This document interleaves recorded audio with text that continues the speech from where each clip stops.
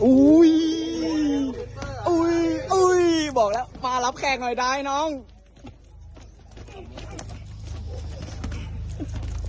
อุ้ยกูบอกแล้วมันคุมแรงกันไม่เป็นเลยต้องต่อยกันแป๊บเดียวนี่แยกก่อนโอเคมีน้ำใจกันโอเคเริ่มแต่มือก่อนแต่มือก่อนบอกให้ต่อยเขาบอกกูบอกแล้วเอาเลยมาอีก30 วิอีก30 วิ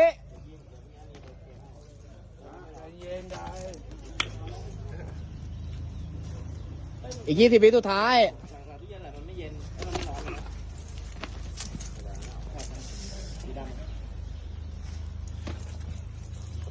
แยบไว้หนุ่มแยบไว้น้อง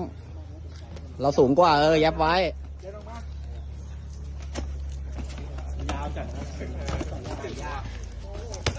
หมดเวลา